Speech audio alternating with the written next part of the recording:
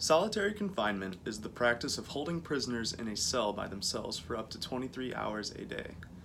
Solitary confinement could be described as a prison inside of a prison. It is where prisoners are sent to serve a punishment when they break the rules inside of the institution in which they are serving their time. Prisoners who are held in solitary confinement are kept in isolation in small, dim-lit cells with very little contact with other human beings. Inmates in isolation are also granted a very limited number of phone calls or family visits, along with receiving limited access to rehabilitative or educational programs. According to the Bureau of Justice Statistics, there are currently more than 80,000 men and women in solitary confinement across the United States.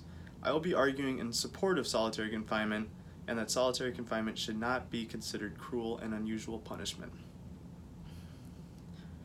One reason that solitary confinement is an effective and non-cruel method is that it helps provide safety to the other people in the prison. For example, solitary confinement can protect inmates from a particularly dangerous individual who could have intent to injure others. Generally, high-risk offenders such as murderers, child molesters, and ex-gang members can be put in solitary confinement to protect other inmates and guards who could be at risk with dangerous inmates in the general public of the prison.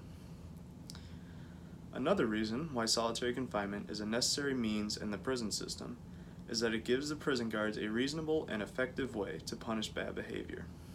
It is very unlikely that an inmate would want to be locked in a room on their own, so knowing that solitary confinement is an option for prisoners will act as a deterrent for bad behavior within the prison.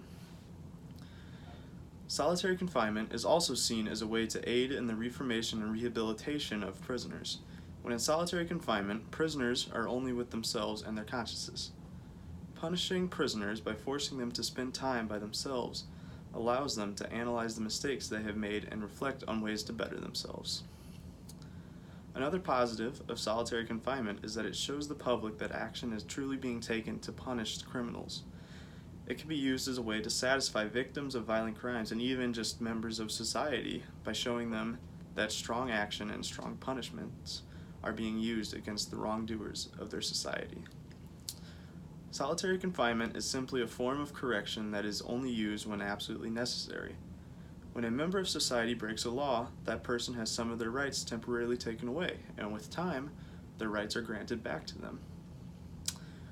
Similarly, when a prisoner acts out in violence, or the prisoner has some sort of bad behavior, they have their rights temporarily taken away.